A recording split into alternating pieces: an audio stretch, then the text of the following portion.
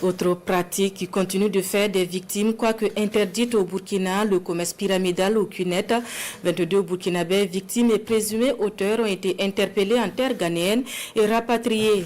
Les enquêtes du Bureau central national Interpol Ouaga ont permis de situer les responsabilités et d'évaluer les conséquences socio-économiques de cette pratique. On en sait plus avec Roger Kam et Karim Bikenga.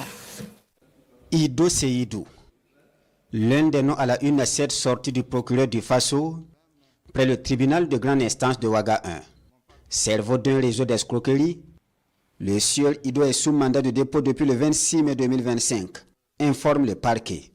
Avec lui, 8 autres présumés auteurs des mêmes faits de traite de personnes, d'escroquerie, de séquestration et d'extorsion de fonds par le biais de commerce pyramidal en ligne, appelé CUNET ou Network Marketing. Les cerveaux de ce vaste réseau d'arnaqueurs, appelé leader, se nommeraient Ido Seydou, Zungrana Youssouf, Deme Lassina, Kombassere Abdul Fatawo et Ginko Hakim.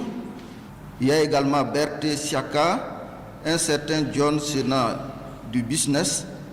Ces derniers sont cités comme étant des formateurs en stratégie, mais également étaient les tenanciers des maisons où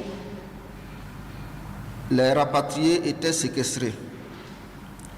La formation que ces leaders plutôt dispensent, appelée stratégie, n'est rien d'autre qu'un enseignement des différents modes opératoires, des différentes façons d'appâter les victimes en jouant sur leur psychologie, en jouant donc sur leur centre d'intérêt, en jouant sur leur crédibilité.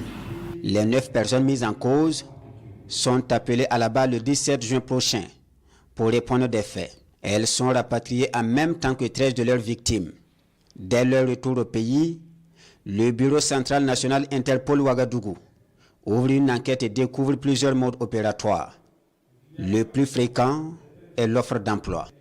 6 des victimes ont été appâtées par le procédé d'offre d'emploi. Elles sont toutes passées par Tita dans le Sangué avant de se retrouver au Ghana. Ce réseau de Tita était entretenu par le nommé Ido Seydou. Ce dernier, par l'intermédiaire d'autres victimes, les a fait croire qu'il avait la possibilité de les faire recruter à des emplois bien rémunérés. Les autres victimes, au nombre de 7, ont été appâtées directement au Ghana par des amis ou connaissances dans l'espoir d'intégrer des clubs de football ou même des académies de foot. Ces derniers, pour les convaincre qu'ils gagnent bien leur vie en Europe, n'hésitent pas à poser dans des endroits luxueux comme les aéroports, les salles de gymnastique et même dans des terrains de football.